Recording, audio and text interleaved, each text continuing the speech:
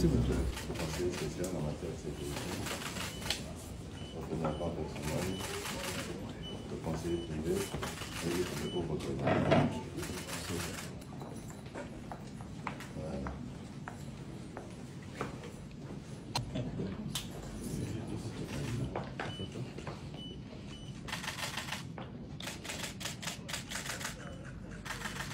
Voilà. Merci. Non, c'est pas bon. En tout cas, vous bougez beaucoup dans la région.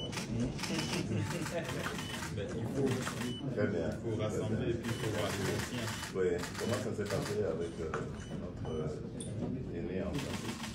Ça s'est bien passé. Vous savez que c'est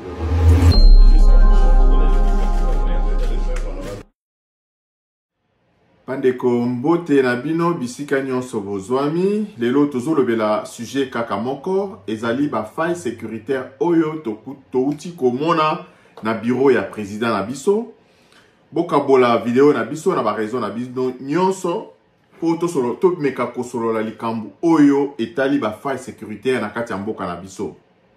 Alors encore une fois bandeko bienvenue na magazine na bino.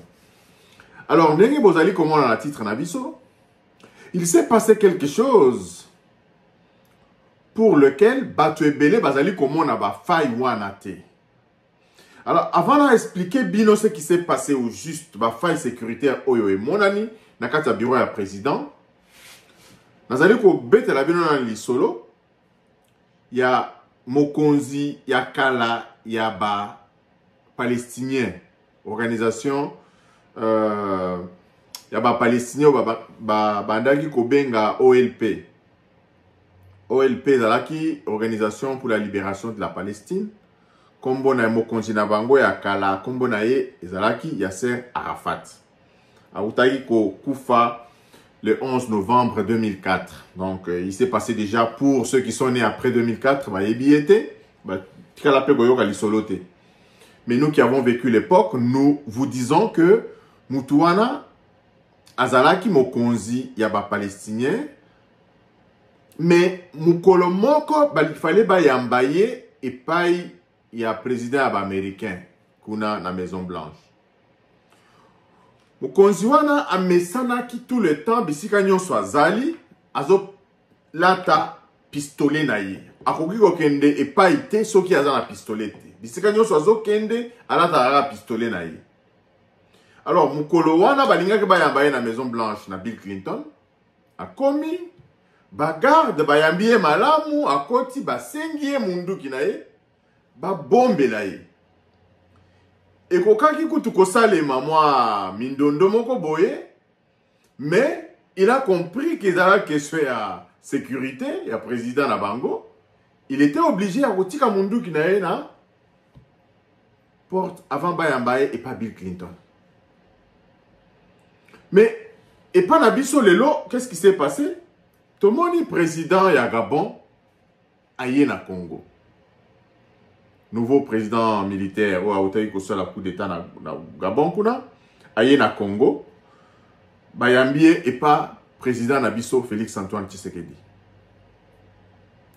Mais, ndenge bozali komona na bilili, ezali faille sécuritaire munene, mutu akoki kokota na mundu kite, na bureau ya président na biso.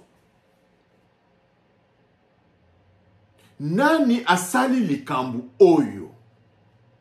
Oyo ezali ba faille sécuritaire moko ekoki kondimama ata mukete. Yango wana toye tozo sala émission oyo po boko kabola ngo na ba réseau na bino ekomela pe na matoyo ya président na biso. Ezali faille sécuritaire munene. Ozala nani, okoki kokota na bureau ya président na munduki te. bandeko tozali kosala makambo comme si toyebi bisika touti te. Na mboka wana touti ko perdre président na biso moko dans les mêmes circonstances. Ba mutu akoti na munduki na biro na ye, ba beti président na biso masasi alali. Ba kosi. O baso mema e Tanzanie. Ndenge toyokaka ezalaki que azalaka na coffre fort moko na Tanzanie kuna. Il fallait bakende na ye mbangu pour que akoka kotia misapi na ye bafungola coffre fort wana. Yango wana bamemaki nzoto na ye kuna na Tanzanie. Ndenge toyokaka. Mais ndenge toyokaka pe asi akufaka herba betaki ye masasi wana na bureau na ye. Asi akufaka. Makambo babana yo sala ba va et vient au hôpital ongalie ma obotinde avion boy na boy. Ezalaka ba mascarade ba salaka. Le temps d'aller kolokota n'importe qui pour baya kotia à la tête de notre pays. Vous connaissez l'histoire. Donc mutoyo ba soit penza na nyoka ata muselekete akomaka kobanga yango. Quel que soit titre ya mutu oyo azali koya kota la président na biso, esengeli ba service ya sécurité na biso ba koka kosenga mutu wana apesa munduki na ye ba bombela ye. Donc bandeko na yebite soki nazali ngai moko nazali kolobela likambo oyo ou bien tuzali komona makambo oyo na ndenge ekeseni. Donc ezapo na ngai ezali faille sécuritaire munene qui doit être corrigé et les gens doivent être sanctionnés pour que makambo aboye et se reproduire lisusu te. Parce que toyebite nani azali kotambola na mission nini.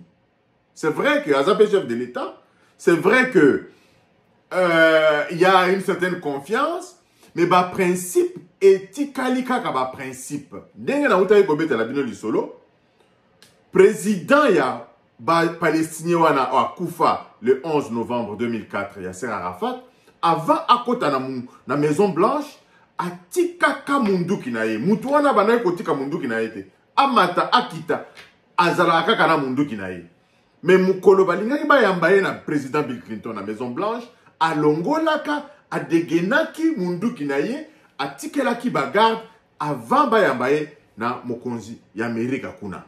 Mais pona nini biso tozali ya kolala boye bandeko.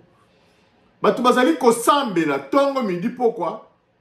Pour battre le président de la République, mais les gens qui sont payés, nourris pour sa sécurité sont en train de s'amuser à assurer la sécurité auprès du président de la République.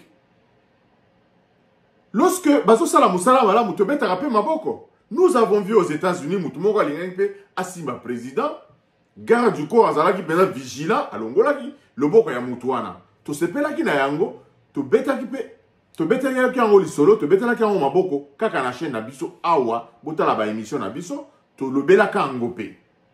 Parce que Congolais nyonso, il faut azala, li suna matoi ya mokonzi, esika azali. Raison pour laquelle tu allez kosa la émission oyo, pour na ko expliquer bien la situation oyo, ezalakate, ezalakate.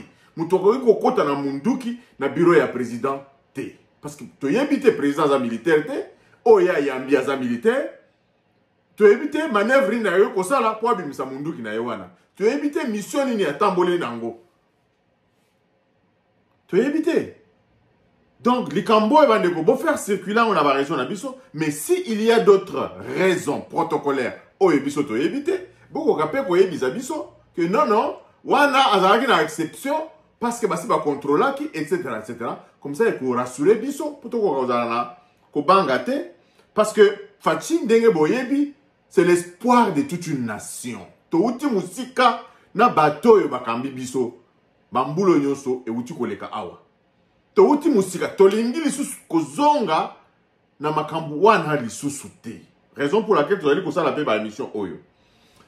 Deuxième point na renchérir avant na silisa. Ezali période oyo tozali kokota.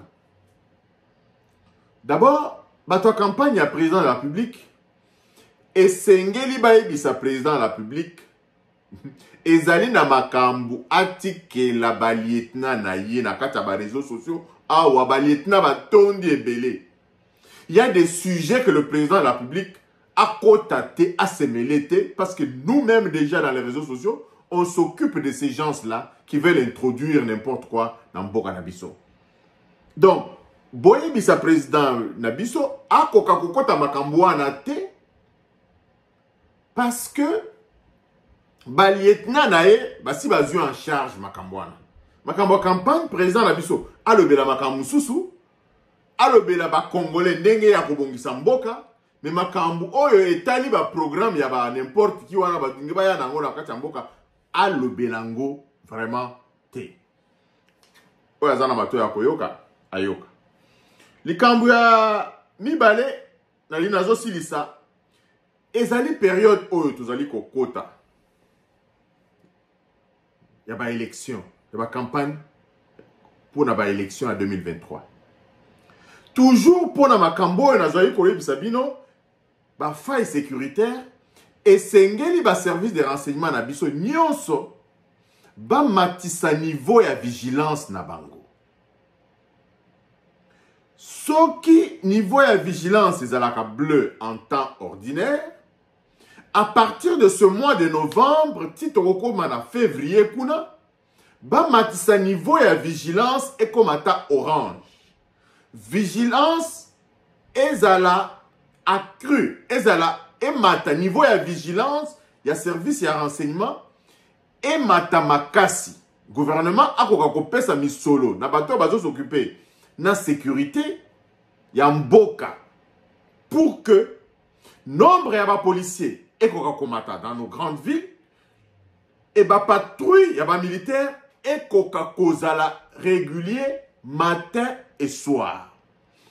Bakoka peko pesa ba militaire na biso ba lunette ya visée nocturne.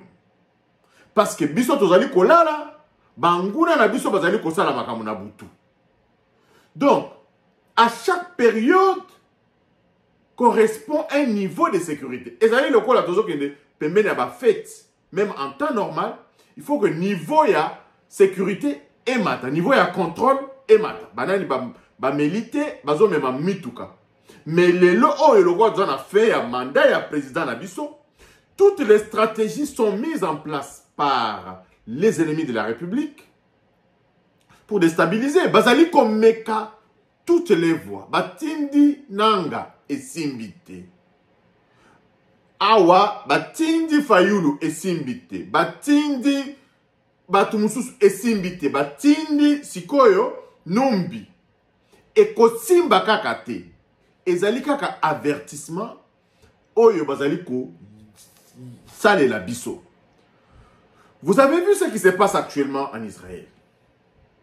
Ce qui se passe en Israël, bandeko, ezali makambu oyo, quand vous êtes entouré des états voyous, niveau ya vigilance ekitakate. Mais et pas na biso, à partir du moment où nos policiers acceptent les pots de vin, à partir du moment où on va rapporter na misala bazali kosala bandeko to yebite esika nini to kosuka.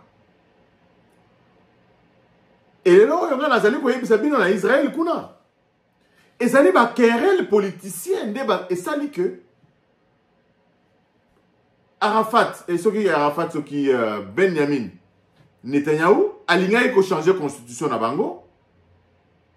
Pour la jugeabilité, pour que, parce que Bango va aller la constitution. Ceux qui vont voter loi, avant loi wana et les cas, il faut les canaux dans la cour constitutionnelle na Bango. Donc, comme Israël a dans la constitution, il faut que la cour constitutionnelle va valider la décision non sur le gouvernement. Alors, Netanyahu, alinga ki alongola, clause wana bazalaka na ona ba loi na bango. Donc ça a créé une grande tension tous ces temps ici. Les jeunes défilaient matin, midi, soir pour éviter que loi wana elekate. Donc cette situation a distrait tous les services de sécurité Même les réservistes israéliens avaient soutenu le mouvement wana pour que loi wana ait l'éclaté. Et voilà que querelle politicien et les kaki na kati mboka et sali que nyangala kata oyo koti na kati mboka wana kei koboma batu. Donc ici c'est encore une interpellation à nos services de sécurité de rester vigilants quand nous sommes entourés des états voyous comme il y a un régime, il y a Kagame wana, vigilance, il y a mutu nyonso, il faut les aller accru. Les journalistes, nous sommes en temps de guerre. Une partie de notre pays est attaquée. Mais les journalistes sont tellement distraits que dans tout le temps dans les médias, ils ne parlent que des hommes. Ils ne parlent que des hommes. Ils ne parlent jamais de la sensibilisation au patriotisme pour que tout le monde. Nous savons comment le journalisme fonctionnait dans ce pays-là. Les gens se cachaient pour faire leur travail. Les gens mais Moussala Nabango torpillé par nos propres journalistes, nos propres compatriotes qui travaillent pour l'intérêt à Batu Moussoussou. Likambu oyo ya Boujakera o bazali koloba. Pandeko. Bo tu bazali koloba que non, bazot linga aibisa source aibisa source journaliste akoki koloba source na yete ezali deli ezali o makambu tseke da loba. Mais on ne vous dit pas tout le problème. On ne vous dit pas tout le problème. Yo ont publié et loco. On ne demande pas ta source. On ne demande pas ta source. Et nous sommes dans un état où on peut aussi demander ta source. Mais qu'est-ce qui s'est passé? Document Boujaker a publié, Ezali n'a caché, il y a un service, il y a un renseignement à Bisso.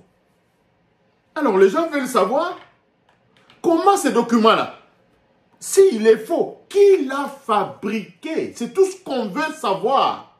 Parce que ce sont des questions sécuritaires liées à l'intégrité de notre pays. On n'a rien à voir contre M. Boujakera. Mais c'est une question sensible, c'est une question de sécurité. Pour Bayeba, Mikanda wana ezalaki na caché ya aner. Service de renseignement. Nani asali caché wana pour na kosa la faux document. Balingi Bayeba. On n'a rien à voir avec lui. Les gens disent tout sauf l'essentiel. Tout simplement pour nous distraire Batu, pour nous distraire les Congolais. Il y a une émission pour vous dire que soyons encore vigilants. Il y a encore des loups dans la bergerie. Et ces loups-là, il y a des étrangers et il y a des Konabisomoko qui vivent grâce à des bons étrangers qui veulent mettre les pots de banane dans, sous la route de ceux qui travaillent véritablement pour les intérêts de la République. Donc, encore une fois, restez vigilants. Faille sécuritaire, na bureau et à président, nous demandons des mesures concrètes et aussi nous demandons des explications pour ce qui s'est passé. Nous n'acceptons pas que tout ça là, na bamboka bapaya awa to fani o likamoro boy et kwei. To lingi makambuana te. Nous devons travailler main dans la main, tous azimuts, lisu likolo à lisu pour nous battre la mokonza mboka de la même façon que yepé azali ko zoba risque comme ta avion matin midi soir azali ko kende boye pour nous battre la pour lutter contre tous les aventuriers qui veulent s'enrichir de la richesse de Mbokawana. Encore une fois, Bandeko, abonnez-vous massivement à notre chaîne, partagez nos vidéos. Tokutani Balasima. Merci et bye bye.